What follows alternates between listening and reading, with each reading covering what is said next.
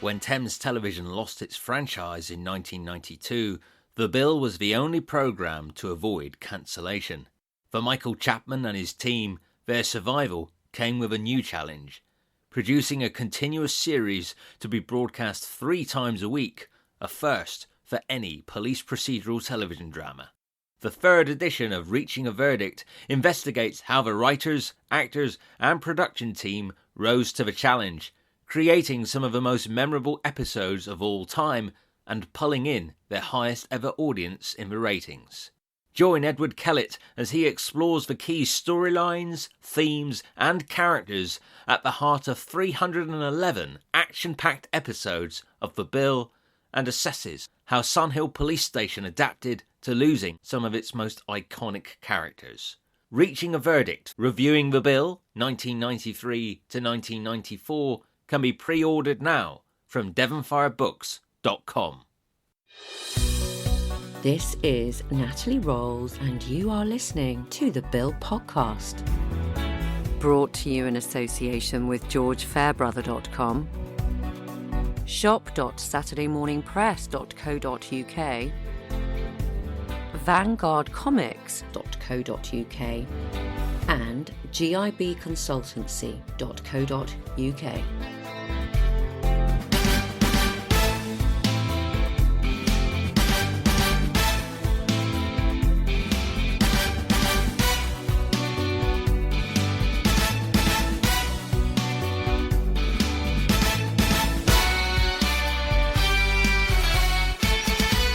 Hello and welcome to The Bill Podcast. It's Oliver here. How are you all? I hope you're all well. Let me know in the comments.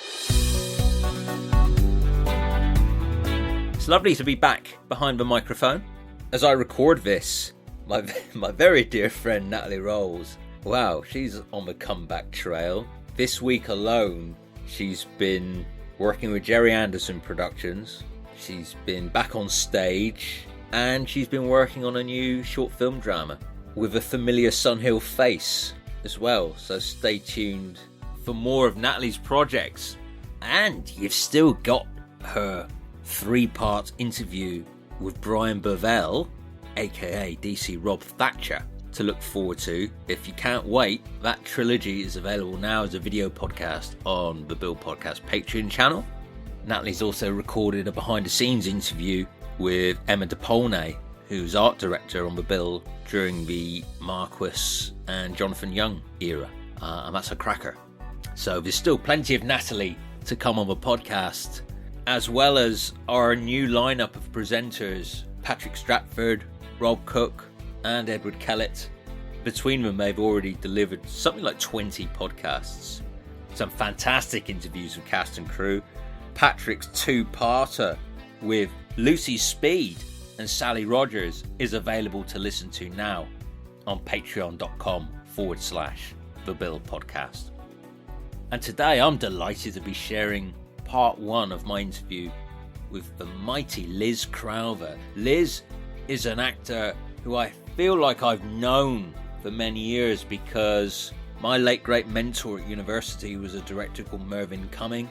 Merv directed all the soaps. He was once dubbed King of the Soaps by the press because he was directing EastEnders, Corrie and Emmerdale in tandem for many years, and then he started directing Brookside and Family Affairs, the star of which in the early days was Liz Crowther playing Annie Hart.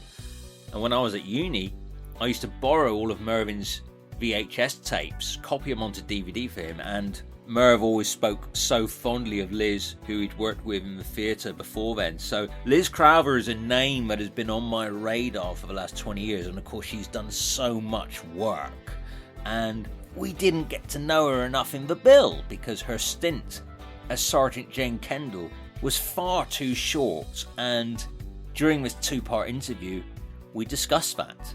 And Liz shares her memories of Sun Hill. But before then, we'll be talking about some of Liz's recent work. She's a busy lady and a very talented lady and just a delight. So make yourself a cup of tea, sit back and relax, and enjoy part 1 of my 2-part podcast with the wonderful Liz Crowther.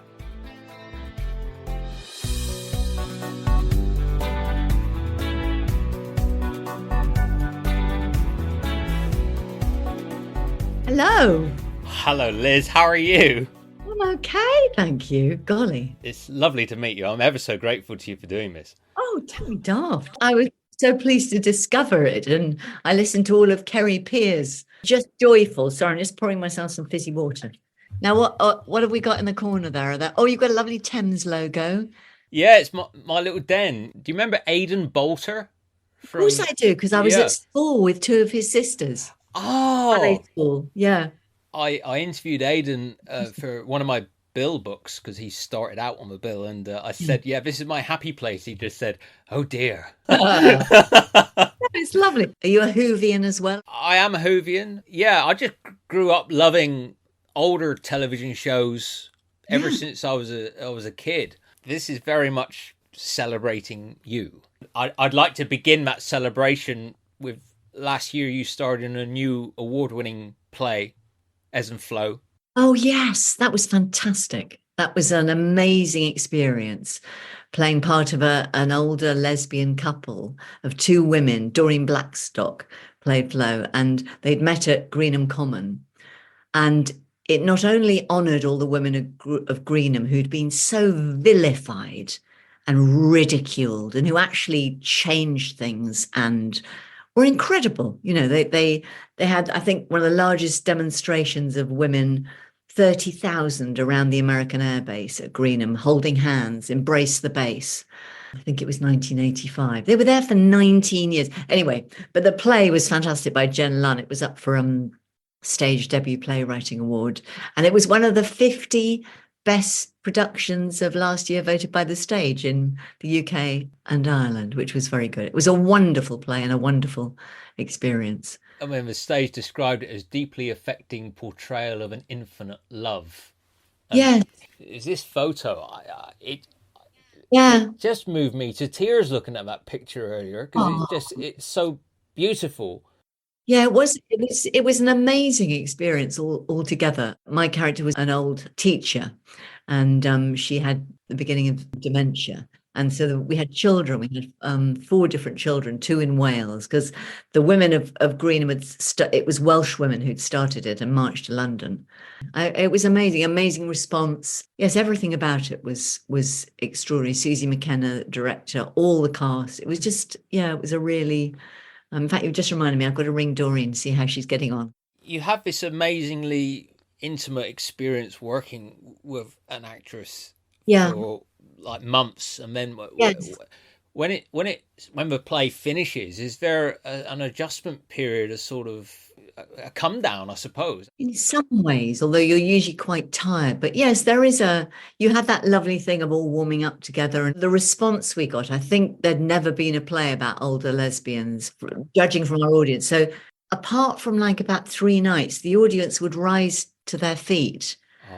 Every single blinking night. And you know, I've had young women coming, a waitress in the West End came and said, you know, as a young queer woman, thank you.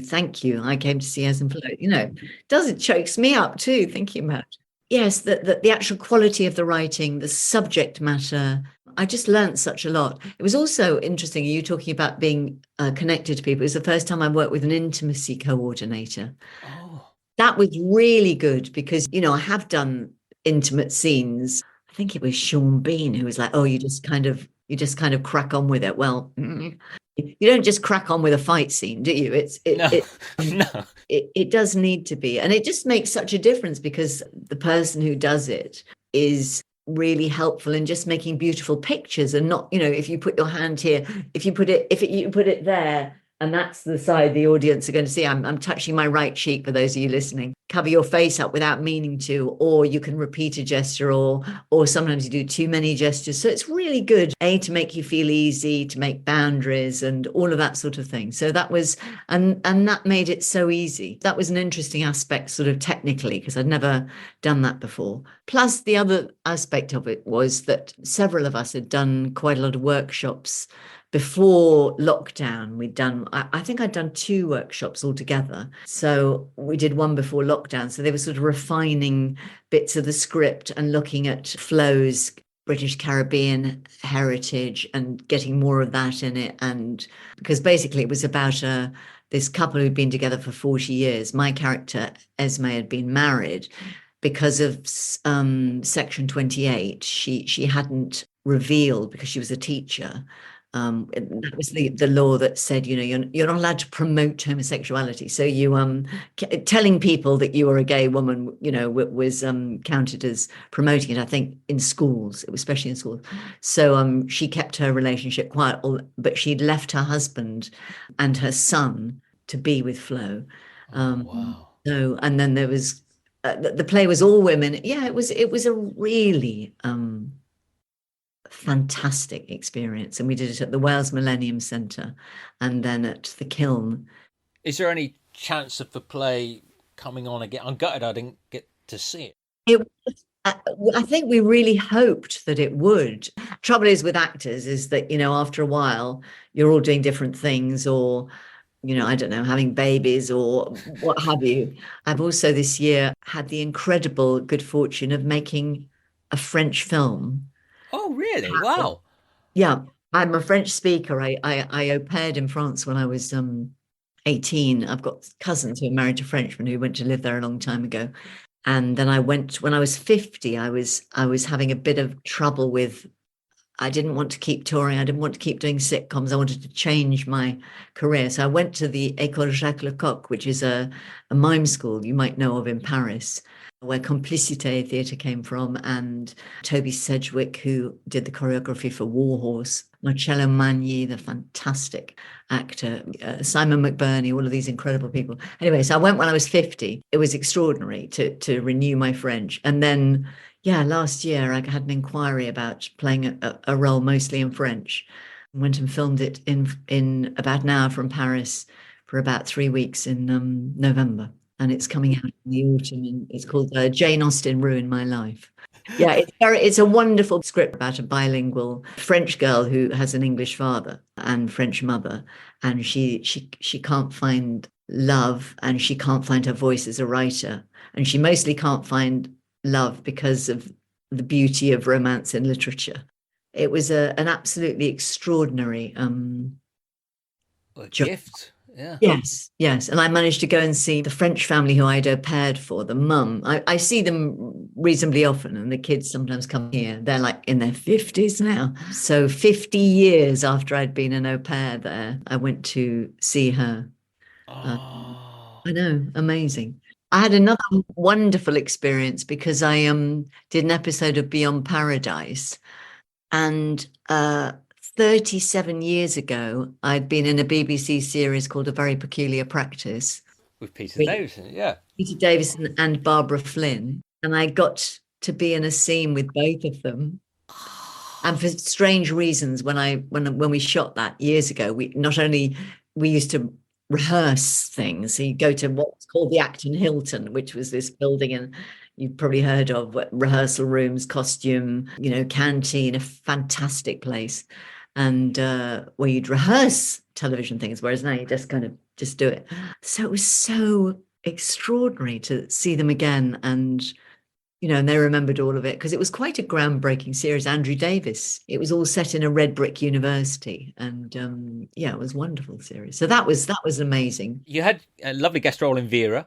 Yeah, that was wonderful, and got to go to Lindisfarne and Berwick upon Tweed and meet Brenda Blethyn, who I've always loved, and that was a gorgeous experience too. Is there not even like a read through for the cast on a primetime drama like Vera now, or is it just turn up prepared and ready to rock? Yeah, we just turned up for that one. There have been read throughs for a couple of things. Claire Holman was in that, and I'd had to read her part in Lewis once when I went to a read through, as well as my own piddling little part. And nobody told me until like literally 2 minutes before the reading started. So that was, she got another job or, something going on. Just before Christmas as well, I managed to get to Helsinki to make a finished advert about. Wow. I know. So I've been went to Cornwall for Beyond Paradise. Yeah. Cardiff, Bay, Cornwall, France and Finland. Not bad. Yeah. Bloody lucky. How do you find the self-tapes? Because I've heard both sides of the equation, where you don't get to go in the room and meet people and let your personality shine, but then also other actors who feel they've got at least got control over what they submit. Where do you sit with the self tape? I don't know. I mean, the French thing, I was really excited about that because the writing is beautiful. It's a beautiful, funny and sad. It's a fantastic script. So I did that with my bloke, and he read some of the French bits as well, which he could do.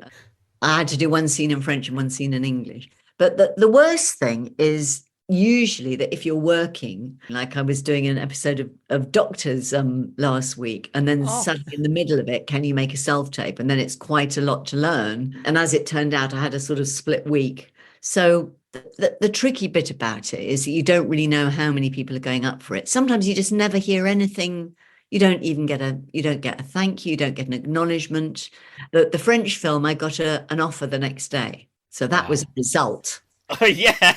That was a result. I think the Vera, I went up for Claire Holman's part, which I was actually far too old for, and then ended up playing their teacher. So all of that generation of they were sort of late 50s, I think, or mid 50s, and then I played their teacher who was older. And then of course you have the other thing of sort of, do I dress up a bit to go with it? Do I do this? Do I do that? In fact, the Finnish advert, I remember it was no words. I didn't have to say anything in it.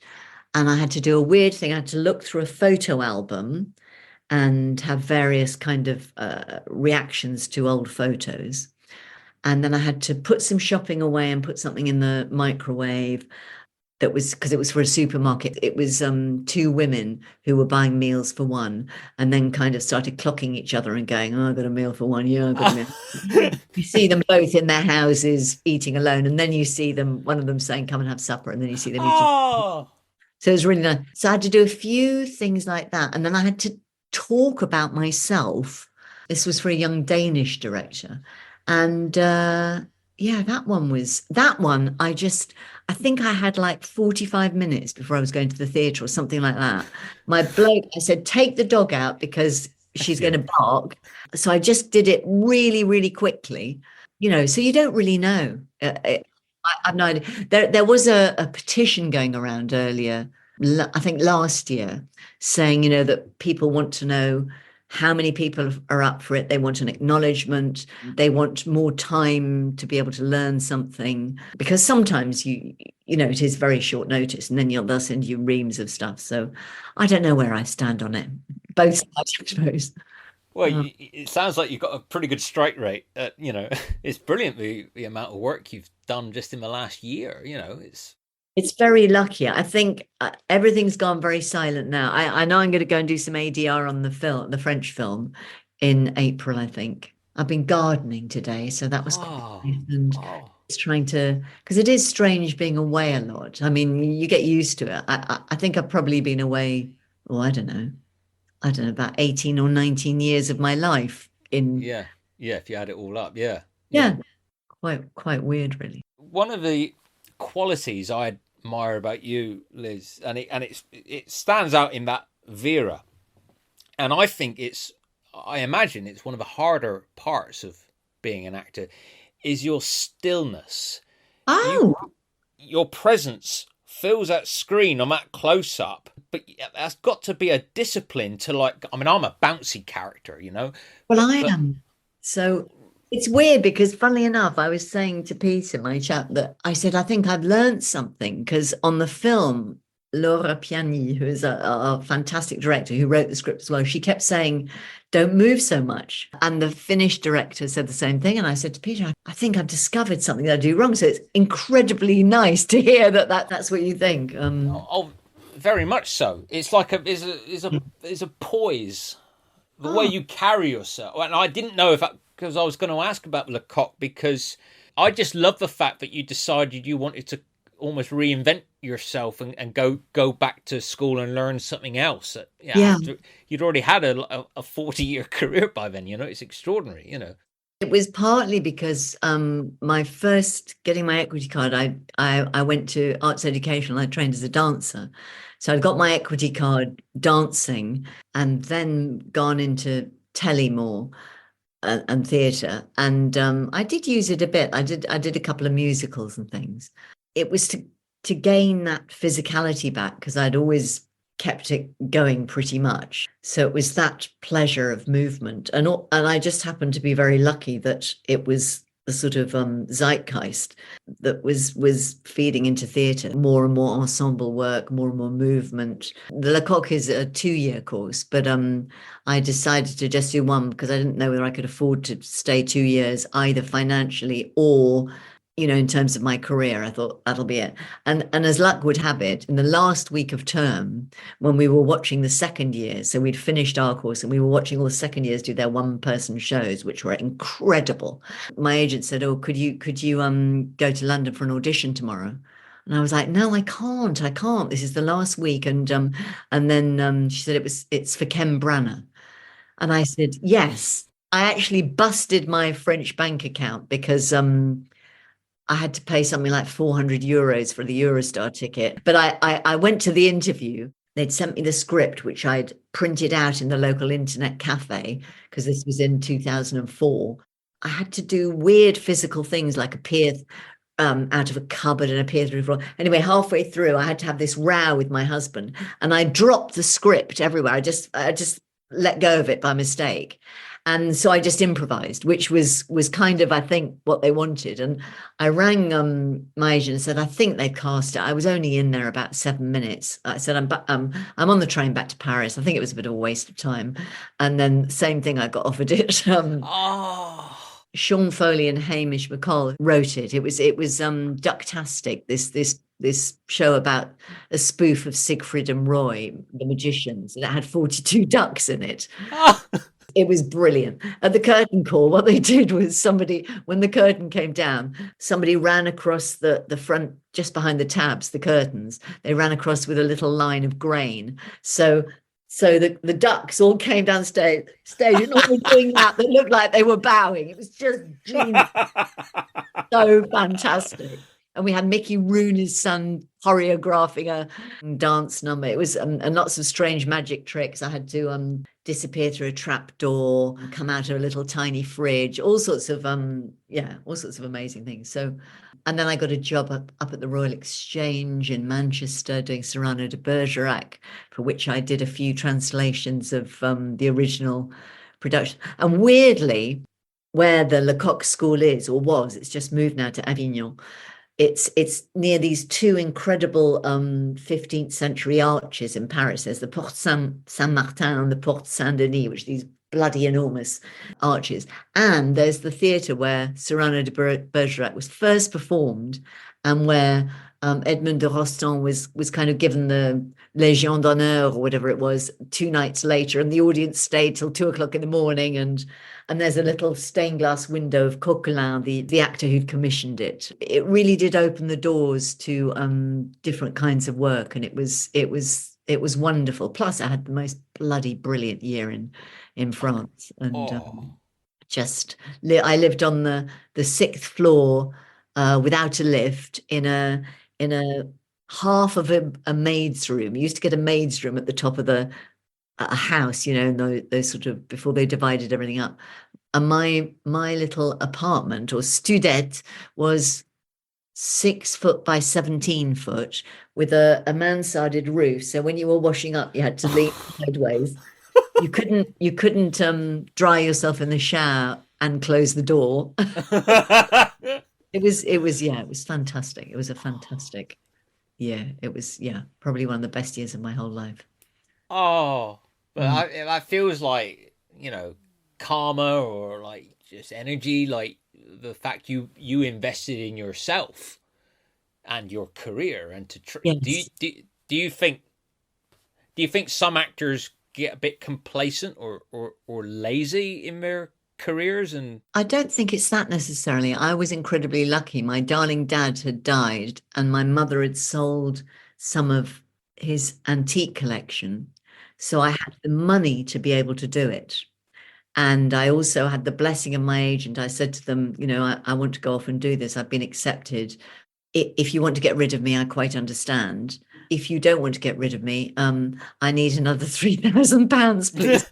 They got me this advert in Holland for sort of like a very well-paid advert. riding on a tandem, which was actually quite hard. Mm. But yeah, so they were fantastic, and that they were just they've always been, yeah, Scott Marshall Partners, rock on, really Yeah, amazing age. they've always been great with the podcast because Sita Andrani's Um, with them and Barbara Thorne, Mark Powley. They've always been really, really. Because some agents you write to, you don't even get a reply. You don't even know if they forwarded your yeah, request. So yeah, yeah. they've always been really good.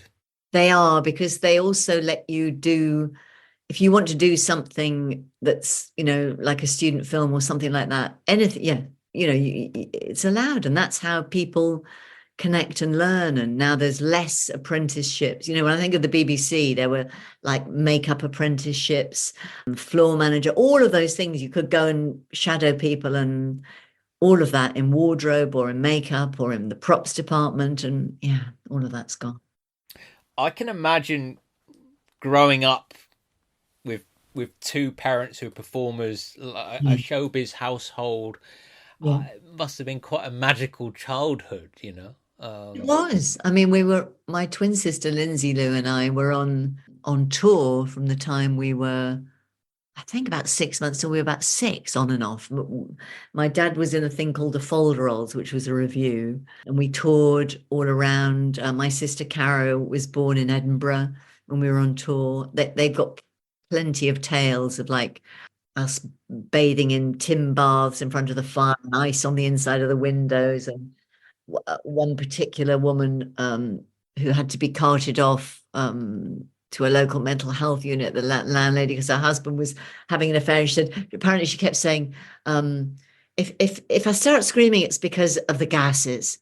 And and then apparently it was to do with the fact that her husband was having an affair and she'd smelt some scent or something. So it was, yeah, my mother used to tell that story that they finally saw this poor lady carted off. And I assume they had to move out. I don't know.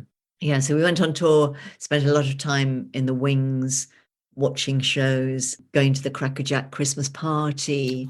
In fact, when my dad had his terrible accident, somebody sent us a Cracker Jack tape, and Lindsay, my twin sister, and I are both on it, helping Savine, who was a ventriloquist who was on it.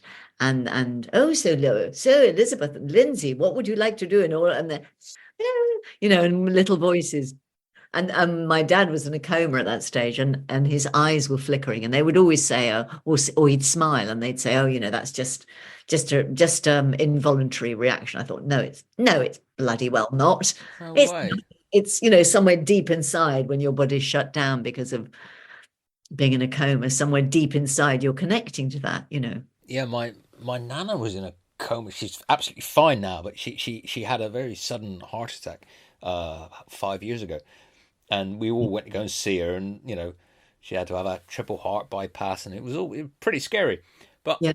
I said to her, I said, Nana, your garden is looking lovely, and she suddenly smiled, and it was the first Yeah. movement, and like you got to hang on to that they're listening, and yeah.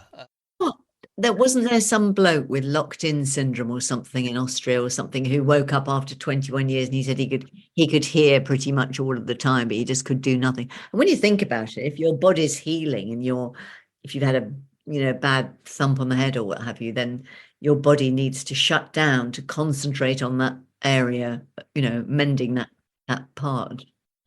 I don't know. It's very, very strange. So your folks were supportive of you wanting to follow in their footsteps. Yes.